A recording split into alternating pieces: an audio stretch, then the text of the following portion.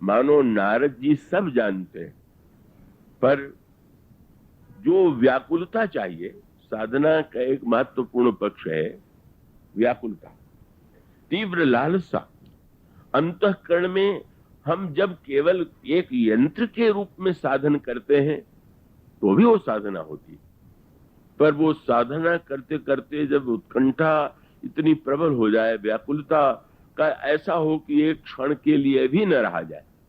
साधन करते हुए तो लगता है अब एक साधन कर रहे हैं तो वे जरा थक गए हैं तो थोड़ा कुछ ये कर ले, पर जैसे किसी प्यासे व्यक्ति को, एक व्यक्ति हुआ है कि जिसको पानी दिया जाए और पी ले, और एक व्यक्ति ऐसा है कि जिसको ये लगने लगे कि अब तो जल नहीं मिला तो प्राण चले जाएंगे। उसकी जो प्यास की व्याकुलता होती है वो साधना का एक महत्वपूर्ण पक्ष है। कई व्याकुलता जो है ये सर्वत्र तब होती है जबकि व्यक्ति साधना करता है, और इसलिए शंकर जी, नारद जी कैसे बढ़िया गुरु है। जब उन्होंने पार्वती जी का हाथ देखा तो ये बता दिया कि तुम्हारी पुत्री तो बड़ी गुणवती है, संसार में इसका बड़ा नाम होगा, संसार में इसकी बड़ी कीर्ति होगी, ये सब लोग उसकी पूजा करेंगे। पर तुम्हारी पुत्री के हाथ में कुछ विचित्र रेखाएं हुई है। क्या? बोले इसके हाथ में जो रेखा है वो बताती है कि इसको कैसा पति मिलेगा। तो और भी उत्सुक हो गए, क्योंकि पिता तो कन्या के भविष्य के लिए चिंतित होता है। तो बोले इस तुम्हारी कन्या के हाथ में रेखा है कि इसको जो वर मिलेगा वो अगुण, अमान, मां तो पितुहीना, उदासीन, सब संशय छीना, योगी, जटिल, अकाम मन, नगन, अमंगल वेश, अस स्वामी यही कह मिली परिहस्त रेख। ऐसी रेखा इसके हाथ में पड़ी हुई। कैसी अनोखी साधना की पद्धति है। वो सब कुछ जानते हैं कि शंकर जी हैं, शंकर जी का ये रूप है, पर वो अब परिणाम क्या हुआ कि अब तो सुनते हिमांचल और मैना तो इतने व्याकुल हो गए कि वो मेरी कन्या का गुण क्या रह गया, जब ऐसा पागल, नंगा और हर अकाम पति मिलेगा तो क्या किस काम का वो वर होगा, और ऐसे वर के साथ कौन कन्या सुखी हो सकती है। नारद जी यही चाहते थे कि बेचैन हो जाए, व्याकुल हो जाए, और व्याकुल हो जाए जब कहा तब तो फिर यही कहने लगे कि महाराज इसका उपाय क्या है। तो और डरा दिया। कह मुनीस हिमवंत सुन, जो विधि लिखा लिलार, देव धनुज नागमुनि को न मेटनार। देखो हिमांचल, जो किसी के भाग्य में ब्रह्मा ने लिख दिया है, देवता, मुनि, मनुष्य, किसी के बस में उसको बदलना नहीं। अब और घबरा गए। तो महाराज फिर फल जानने का क्या फल हुआ? फल जान के और आतंक हो गया। आप कहेंगे बदलेगा नहीं, तो संत ने कहा नहीं नहीं, एक विधि है। संत लोग कभी कभी ऐसे पद्धति से विधि रखते हैं कि साधक को सचमुच वो महत्वपूर्ण प्रतीत हो। वो चरणदास जी का एक बड़ा प्रसिद्ध पद है कि आप तो बहुत बार बार उपदेश दिया करते हैं, तो बड़े ऊंचे उपदेश होते हैं, बोले वो होते होंगे, लेकिन उन्होंने शिष्य से एकांत में पूछा कि महाराज सबके सामने जो आप उपदेश देते हैं और मुझे जो बताते हैं उसमें क्या अंतर है। तो उन्होंने कहा 14 कोटि ज्ञान तो भाखो, पर सार वस्तु बाहर कर राखो, वो अपना होई तो देव बताई, और दूजा होई तो ले छुपाई। तो ये प्रारंभ में इसको बड़ा, ये गुरु शिष्य की प्रणाली को अत्यधिक महत्व, वो परंपरिया गुरु शिष्य वाली बात तो एक परंपरा ढोने वाली बात है, लेकिन उन्होंने कहा कि भाई जो वस्तुतः सार है वो तो ऐसे नहीं बताया जा सकता। तो अब बिल्कुल जब व्याकुल हो गए, अब क्या होगा? तो अच्छा एक उपाय कि ये जितने मैंने वर के दोष बताए हैं ये शंकर जी में सब मिलते हैं। तो एक ही उपाय है कि जो विवाह संकर्षण होई, तो दोषो गुण सब कह सब कोई। अगर इस कन्या का विवाह किसी तरह से शंकर जी से हो जाए तो शंकर जी का दोष तो दोष होता ही नहीं, वो तो गुण होता है। तो ज्योतिष का फल भी पूरा हो जाएगा और तुम्हारे वर को शिवपति मिल जाएंगे। अब इतने से भी अब क्या कहते हैं कि अब तुम्हारा ये, अगर ये जो है शिव को पाना है तो तो तप करई तुम्हारी कुमारी तुम्हारी, और भाभी वो मेट सके त्रिपुरारी। सब नहीं मेट सकते पर शंकर जी मेट सकते हैं, पर इसके लिए तुम्हारी कन्या को तप करना होगा। तप न करती तो क्या फल न घटता, क्या किसी और से विवाह हो जाता क्या? मानो ये अंतःकरण शुद्धि की शैली है का, उसको श्रद्धा का परिपक्व रूप देने के लिए, श्रद्धा का परिपक्व रस देने के लिए उसको पकाना, बर्तन को जैसे पकाते हैं। ये तपस्या अग्नि है। कि किसी ने तो स्वामी जी से पूछा संन्यास ले लें, बोले बिल्कुल मत लो। क्यों? उन्होंने कहा रे भाई, जब तुम्हारे मन में आ जाएगा तो पूछने आओगे क्या कि हम ले कि न ले, वो तो तुमसे अपने आप छूट जाएगा। पर याद रखो, कच्चा घड़ा अगर पानी में पानी लाने के लिए कुएं में डाला जाए तो पानी में जाते ही गल जाएगा। तो बिगड़त मन संन्यास लेत जल नावत आम घरों सो। कच्चे घड़े की तरह नहीं, पहले कच्चे घड़े को पकाओ। तो तपस्या माने उसको पकाना का, उसका अभिप्राय यह है कि साधना की पद्धति का उसको यूं मान लें कि भगवान शंकर और सती जी या पार्वती जी ने अपने चरित्र के द्वारा हम सब लोगों के सामने साधना का एक क्रम प्रस्तुत किया। और शंकर जी कह देते हैं तुम्हारी कन्या जाकर के तपस्या करे, और तपस्या करने के पश्चात शंकर जी जरूर मिटा सकते हैं। अब बड़े दुखी, इतनी सुकुमार कन्या ये तपस्या करे। पार्वती जी ने उनके हृदय का समाधान कर दिया। बोले माँ, आज मुझे एक ब्राह्मण ने स्वप्न में आदेश दिया है कि मैं जाके तपस्या करूं। हाँ भाई, नारद जी ने भी यही कहा था, अच्छा बेटी तुम जाओ। और उसके पश्चात जब वो तपस्या कर रही हैं, कितनी लंबी यात्रा है ये बुद्धि की, तो सप्तर्षि आ गए परीक्षा लेने के लिए।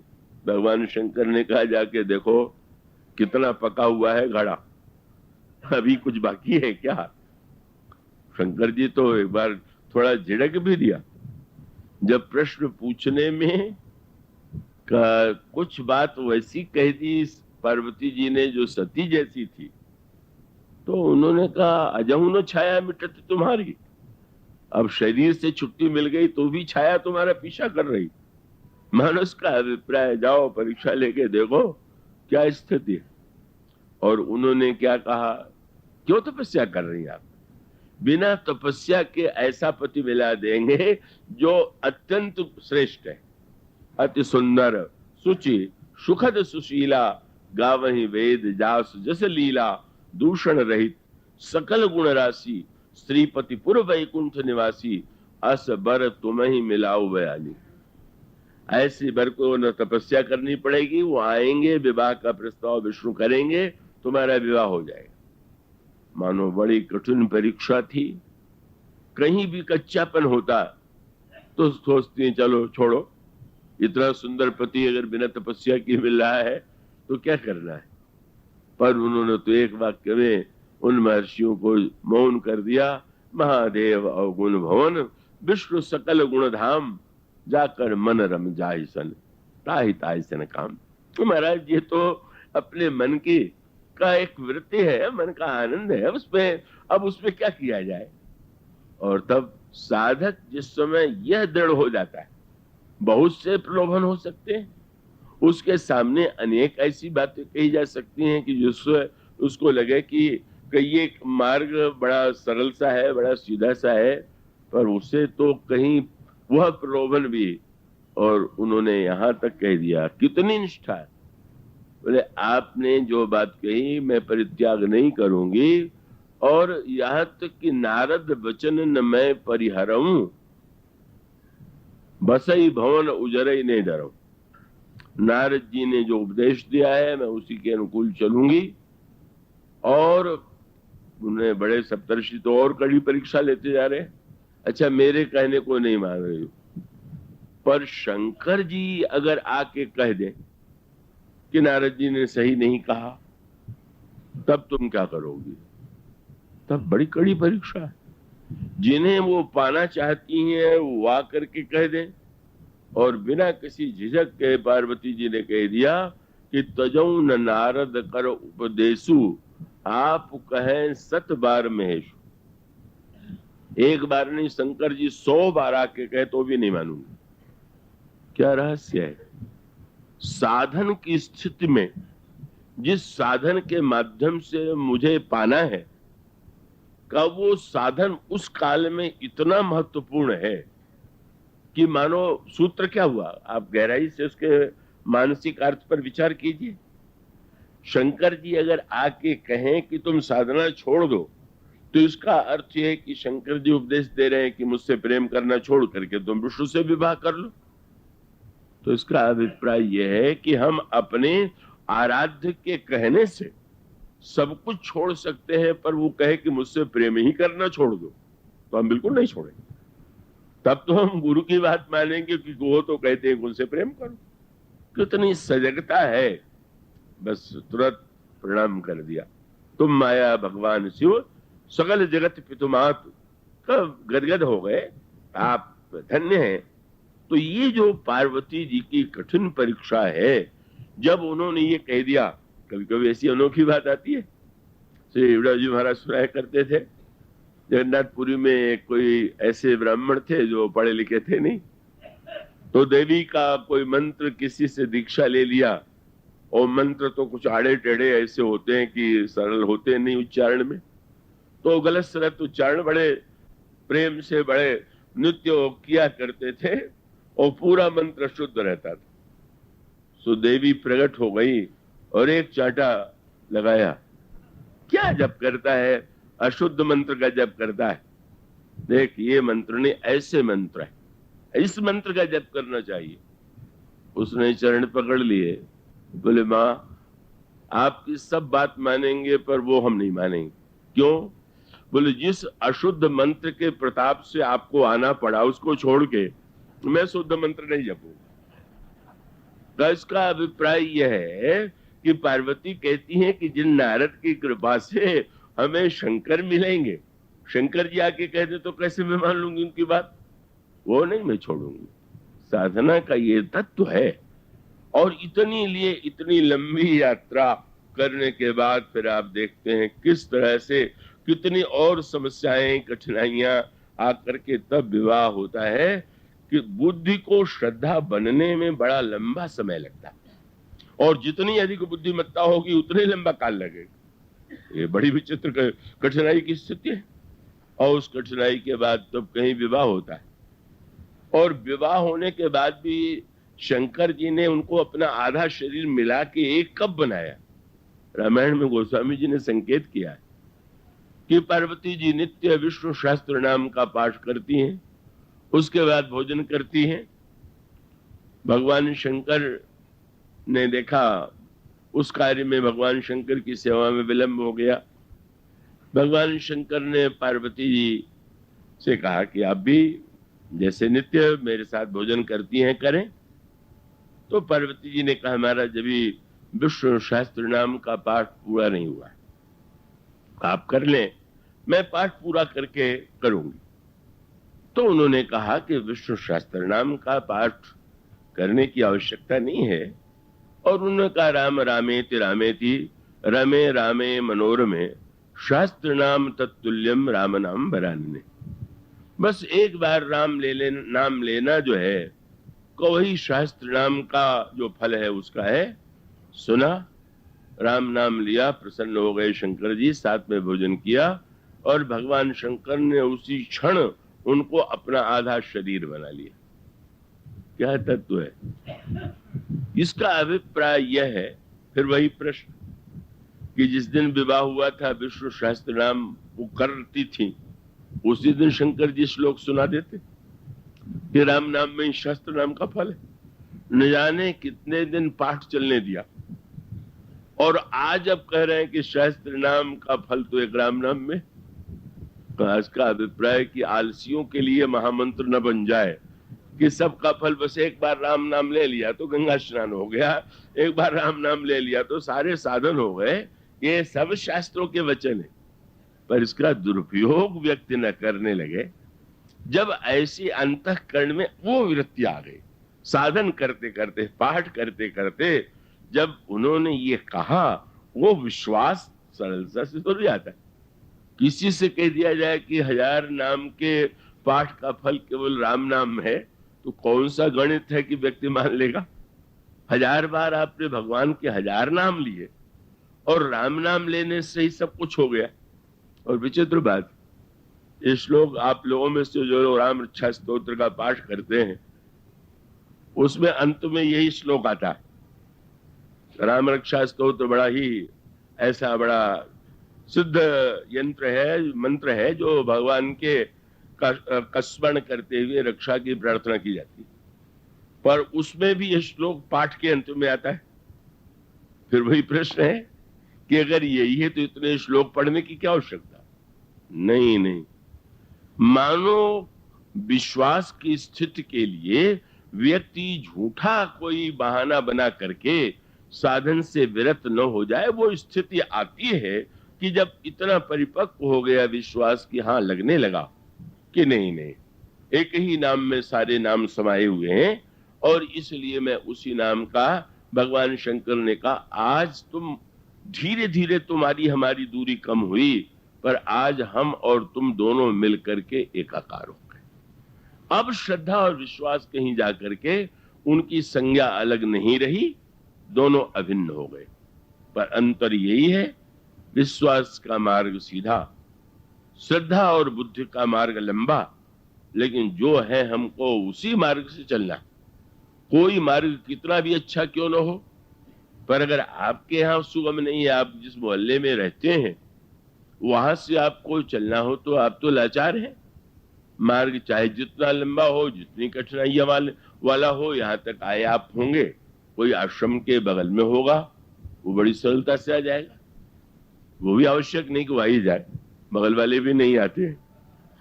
तो अब वो, लेकिन अगर आप ये कहने लगे कि भाई वो तो बस पैर रखे और सीधे आश्रम में पहुंच जाए, तो नहीं है। तो आप जहां हैं वहां की सारी कठिनाइयों को आपको पार करना हो, तो बस महान साधना का सूत्र, साधना इसलिए आवश्यक है कि हम जहां जहां स्थित हैं हम उस पद्धति से चलें। मनु की साधना, जो कि बड़े धार्मिक हैं, बड़े व्रत और बड़ी साधना में क्षमता है, तो उन सब का सदुपयोग होना ही चाहिए। कहो जितना जो व्यक्ति कितने देर में कौन थकता है, ये अलग अलग है। इसलिए रामायण में सूत्र आता है ना, ये अनेक अनेक प्रसंगों में इसी की ओर संकेत किया गया। काकुसुंड जी बालक रूप राम के साथ नित्य क्रीड़ा करते हैं। भगवान राम आंगन में जो जूठन उनका गिर जाता है, वही प्रसाद लेकर के तृप्त हो जाते हैं। और एक दिन भगवान ने अनोखी लीला की। कौशल्या अम्मा ने मालपुआ बड़ा सुस्वादु बनाया और बड़े प्रेम से आकर के बालक राम के हाथ में दे दिया। और वसुंड जी को लगा कि अब तो नित्य की भांति प्रसाद मिलने वाला होगा, पर आज कुछ प्रभु ने अनोखा खेल किया। जब मालपुआ लिया तो दिखाया भी, बोले आज तो निमंत्रण मिल रहा है, जूठन गिरे ही नहीं अपने हाथ से खिलाने वाले। लेकिन जब पास पहुंचे तो हाथ खींच लिया। ये सब भगवान की सब भक्तों के साथ अलग अलग प्रकार की क्रीड़ा होती है, लीला होती है। किससे वो कैसा व्यवहार करेंगे उसको उन्होंने इतना रहस्यमय रखा है कि कोई बता नहीं सकता। बस ये है, अब कोई आपको नहीं बताएगा कि आपको भगवान आपसे ऐसा व्यवहार करेंगे, कोमल करेंगे, कठोर करेंगे, जो आप मांगेंगे वो देंगे कि नहीं देंगे। आज नित्य देते थे, आज नहीं दिया तो थोड़ा सा उदास हो गए, दूर चले गए तो फिर से दिखा दिया, फिर आ गए। अब जब 2-4 बार ये किया तब तो बड़ा बुरा लग गया। नहीं देना है तो बार बार बुलाते क्यों है? और कैसी विचित्र बात है मैं तो समझता था कि ये सब कुछ भक्तों की इच्छा पूरी करते हैं, आधा मालपुआ भी नहीं देने को तैयार है, मालपुए का एक टुकड़ा भी देने को तैयार नहीं है। तो लिखा हुआ है कि फिर जो है भागे।